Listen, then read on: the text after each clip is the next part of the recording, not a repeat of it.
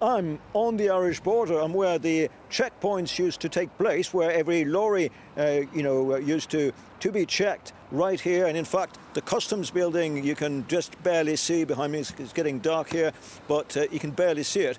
And one of the truck drivers here, who just was talking to me 5 minutes ago, Noel Davis of McLaren and Morgan, was saying to me, we used to be checked here. I will never want to do this again and lose hours on that file of trucks here on this Irish checkpoint. And that's likely to happen.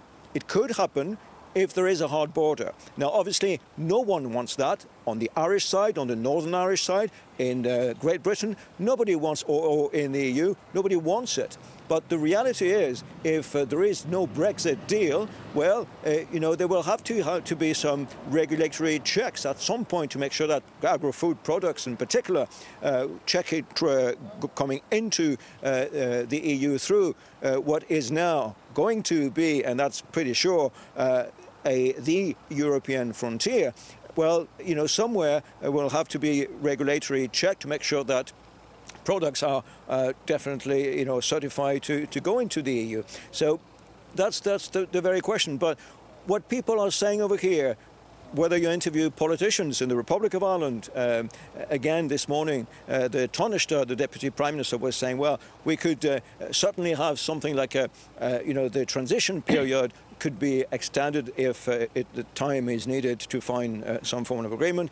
North of the border, most people are saying as well that, everybody wants a deal. The problem that the conundrum remains, and it is a conundrum for Theresa May indeed, and for the EU as well, because whatever happens here is not just about customs. It is not just about economics. As Peter Sheridan, former Assistant Chief Constable in Northern Ireland, told me in an interview a couple of days ago, this border is about identity. Solving the conflict was solving the border. And this is how important it is.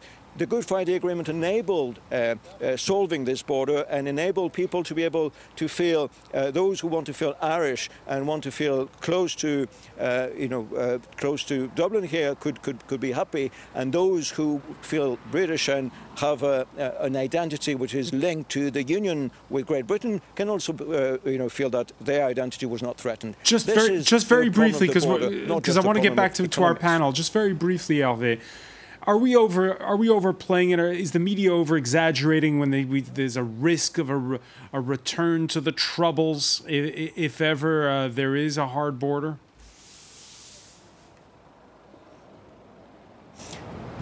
Peter Sheridan, Assistant Chief Constable, was telling us a few days ago, and he, the head of police of now agrees with this. Just put one single camera on this border for surveillance, and you'll attract some form of terrorism. This, which had definitely, more or less disappeared in the last 10 years at least, may have an excuse to come back, because Northern Ireland is just, peace is still fragile over here. Northern Ireland is just coming out of conflict, and there are disagreements that just, could blow up again. Of course, no one, including, politicians on both sides, would want to return to the troubled past. No one wants that, and it's violence, and those supporting violence here are completely marginal at the moment and have very little support within the community. But God knows what could happen if this fragile peace was just, questioned again.